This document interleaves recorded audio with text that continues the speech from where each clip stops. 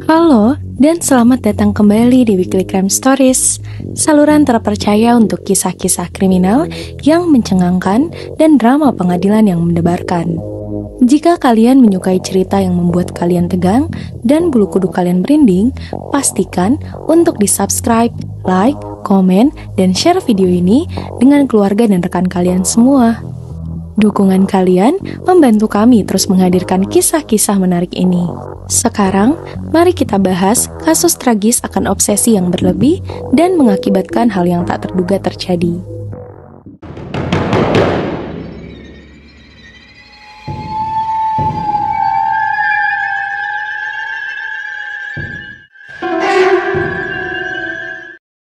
Nicole Michelle Hammond yang berusia 28 tahun adalah seseorang yang selalu dapat menerangi setiap ruangan yang ia masuki.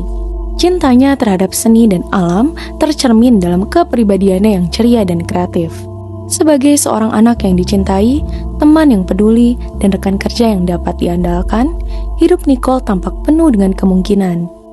Namun, di balik kehangatannya, ia menyimpan rasa tidak nyaman terhadap situasi yang semakin memburuk di tempat kerjanya. Tanpa diketahui sebagian besar teman dan keluarganya, Nicole telah menghadapi perhatian yang tidak diinginkan dari seorang rekan kerja, yaitu dari Michael Jordan Carpenter. Carpenter yang berusia 36 tahun adalah seorang operator mesin cetak di Dubai Tekstil, perusahaan tempat Nicole bekerja. Meskipun terlihat pendiam dan tertutup bagi sebagian orang, perilakunya menjadi obsesif ketika berhubungan dengan Nicole. Apa yang awalnya hanya percakapan santai, berubah menjadi interaksi yang semakin mengganggu dan tidak nyaman. 24 Oktober 2022 dimulai seperti hari biasa di St. Cloud, Minnesota. Udara musim gugur yang dingin terasa berat dengan janji datangnya musim dingin. Dan jalanan pagi itu diselimuti kegelapan. Nicole pun tiba di Dubai Tekstil sebelum jadwalnya. Ia pun memarkirkan mobil di tempat biasa. Ia tidak menyadari bahwa Carpenter mengawasinya dari dalam mobil beberapa baris tempat parkir dari sana. Dengan tangan mencengkram setir begitu kuat, hingga kuku-kuku jarinya memutih. Seorang saksi mata kemudian menggambarkan tempat parkir itu sebagai sangat sunyi sebelum suara tembakan terdengar. Nicole ternyata tidak pernah sampai ke pintu tempat kerjanya. Beberapa saat setelah keluar dari mobilnya, Carpenter mendekatinya. Apapun yang mereka bicarakan dalam beberapa detik yang singkat itu, hanya Carpenter yang tahu. Setelah itu, terdengar satu tembakan tajam yang menggema di seluruh tempat parkir. Ketika polisi tiba, dipanggil oleh saksi yang mendengar tembakan itu, mereka menemukan Nicole tergeletak di samping mobilnya. Darah mengenang di bawah tubuhnya, membasahi aspal dengan warna merah yang mencolok. Petugas pun mencoba tindakan penyelamatan, tetapi sudah terlambat. Koroner kemudian mengonfirmasi bahwa peluru fatal itu menembus sisi kanan lehernya, memutus arteri karotisnya.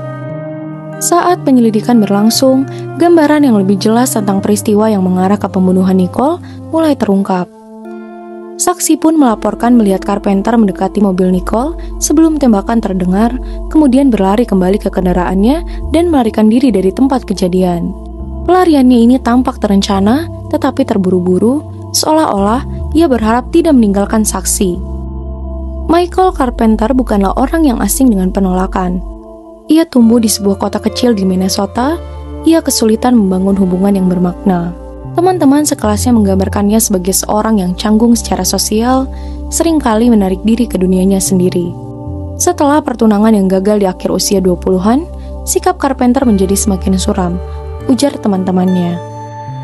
Rekan-rekan kerja di Dubai Tekstil memperhatikan temperamennya yang mudah meledak, terutama ketika ia merasa tersinggung. Sementara, beberapa mengabaikan dan berpikir itu hanyalah sebuah mudi, tapi yang lain merasa ada sesuatu yang lebih berbahaya di balik sikapnya yang pendiam. Nicole telah menjadi fokus obsesinya. Rekan-rekan mengungkapkan bahwa Carpenter sering berkeliaran di dekat tempat kerja Nicole, mencari alasan untuk berbicara dengannya. Apa yang awalnya Nicole abaikan sebagai gangguan kecil segera meningkat menjadi pesan teks yang tak henti-hentinya. Malam sebelum pembunuhannya, Nicole mengirim pesan tegas kepada Carpenter yang berisi, Saya tidak ingin disentuh atau dimanipulasi oleh Anda, jadi tolong Anda berhenti. Penolakan terakhir ini, menurut polisi, mungkin menjadi penyebab kematiannya. Upaya pelarian Carpenter berumur pendek. Beberapa jam setelah penembakan, polisi menangkapnya di rumahnya. Ia memberikan berbagai versi cerita tentang kejadian pada pagi itu, masing-masing penuh dengan ketidakkonsistenan.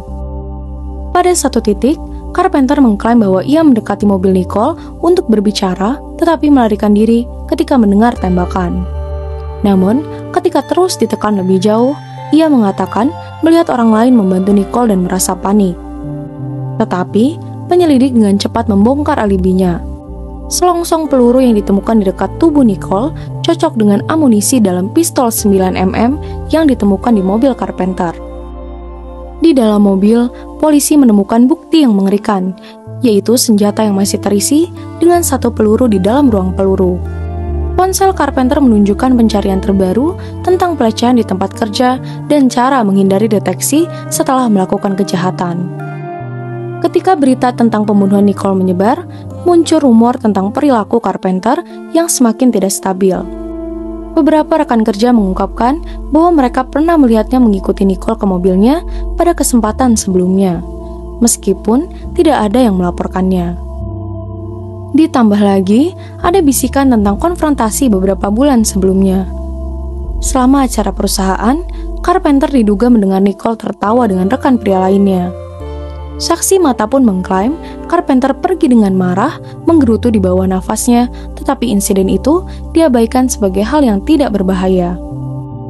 Tanda-tanda peringatan yang diabaikan ini melukiskan potret yang mengerikan tentang seorang pria yang tenggelam dalam obsesi. Juri hanya membutuhkan waktu kurang dari 2 jam untuk menghukum Carpenter atas pembunuhan berencana tingkat pertama. Ia pun menunjukkan sedikit emosi saat hakim menjatuhkan hukuman penjara seumur hidup tanpa pembebasan bersyarat. Ibu Nicole sambil menangis berbicara di depan pengadilan. Nicole, ia lebih dari sekedar korban. Ia adalah anak perempuan saya, teman saya, dan cahaya di dunia ini. Michael Carpenter telah memadamkan cahaya itu, tetapi ia tidak akan pernah meredupkan ingatannya. Meskipun telah ada vonis, pertanyaan pun tetap menggantung. Mengapa Dubois Textiles gagal memperhatikan perilaku Carpenter? Apakah ada yang bisa mencegah tragedi ini terjadi? Dan ada rumor, bisikan tentang seorang karyawan lain yang ternyata pernah berselisih dengan Carpenter beberapa bulan sebelum pembunuhan Nicole. Orang ini pun dilaporkan tiba-tiba meninggalkan perusahaan, meskipun tidak ada hubungan dengan kasus ini yang dikonfirmasi. Bagi orang-orang yang mencintai Nicole, fokus mereka tetap pada merayakan hidupnya. Tetapi bagi penduduk St. Cloud, kisahnya menjadi pengingat yang menakutkan tentang bahaya obsesi yang tidak terkendali dan peringatan sunyi yang kadang-kadang kita gagal perhatikan.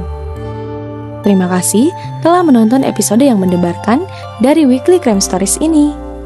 Jika kalian menyukai cerita hari ini, pastikan ya untuk di-subscribe, like, komen, dan share video ini dengan teman dan keluarga kalian. Dukungan kalian, para WCS lovers, membantu kami terus menghadirkan cerita kriminal terbaru dan paling menarik dari seluruh dunia. Sampai jumpa di episode berikutnya. Sehat selalu untuk para penonton semua dan tetaplah terinformasi. Terima kasih.